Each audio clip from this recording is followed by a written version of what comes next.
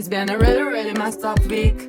Some days torture, some days better. La la la, la la la.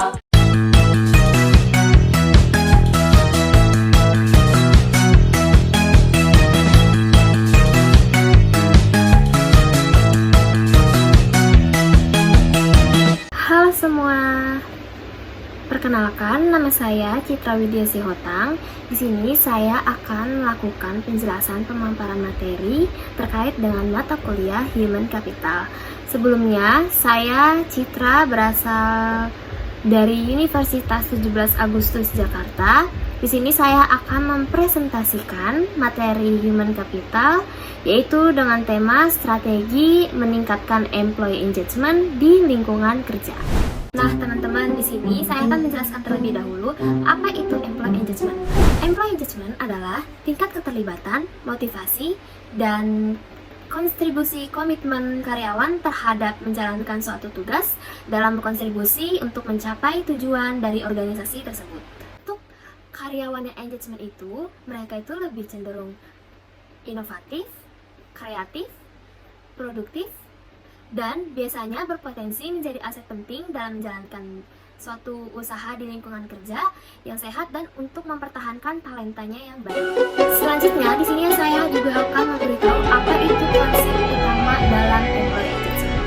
Untuk employee engagement itu, konsep utamanya itu ada tingkat keterlibatan, antusiasme, dan dediksi karyawan untuk meningkatkan dan mempertahankan dalam organisasi tersebut.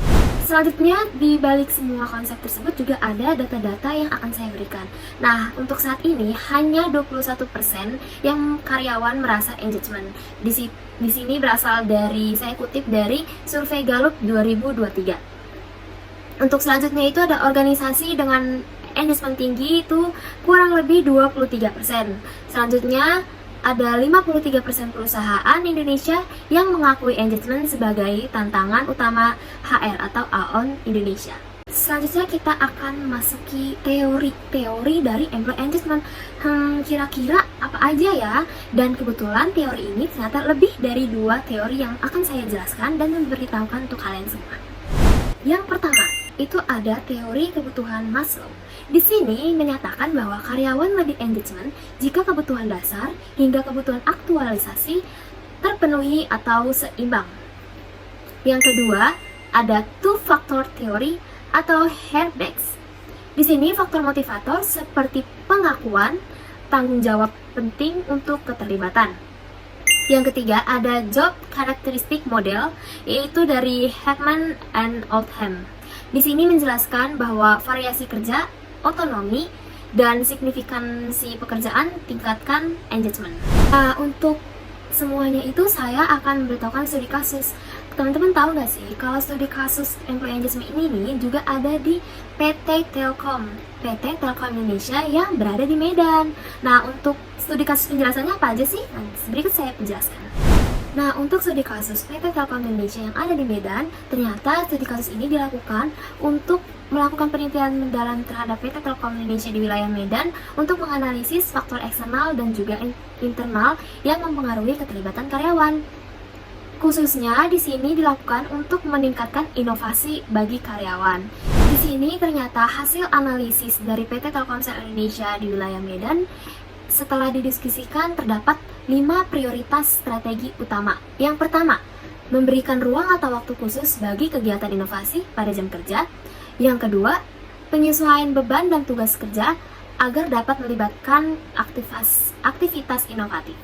Yang ketiga, meningkatkan tanggung jawab pribadi dengan dukungan teknologi terbaru. Selanjutnya yang keempat, penguat kolaborasi lintas departemen. Yang terakhir kelima, meningkatkan budaya berbagi serta implementasi ide-ide inovatif serta proaktif.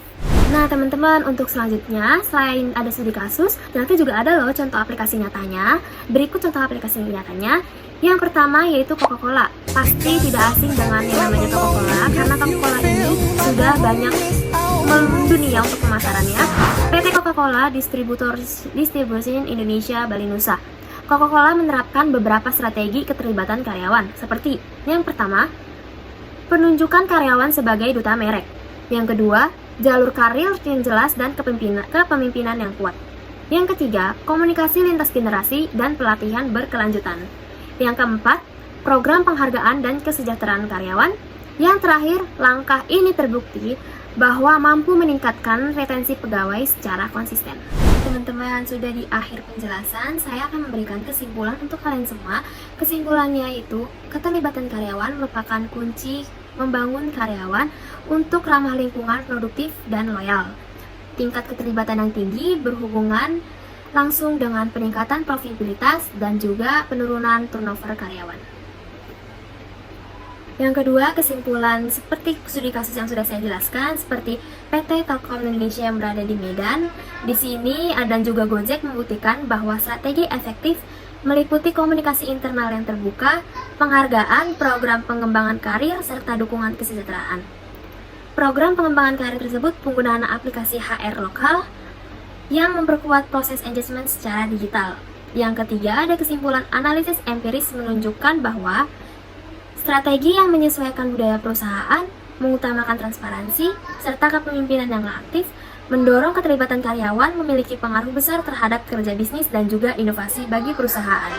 Nah, teman-teman, terima kasih atas pendengaran materi yang sudah saya paparkan. Cukup sekian pemaparan materi dari saya mengenai strategi employee engagement di lingkungan kerja. Nah, untuk selanjutnya, penutupan dari saya, sekian presentasi dan pemaparan materi dari saya. Kurang lebihnya mohon maaf sekiranya materi yang saya sampaikan dapat tersampaikan dan dimengerti oleh kalian semua. Sekian presentasi dari kami, kurang lebihnya mohon maaf. Terima kasih.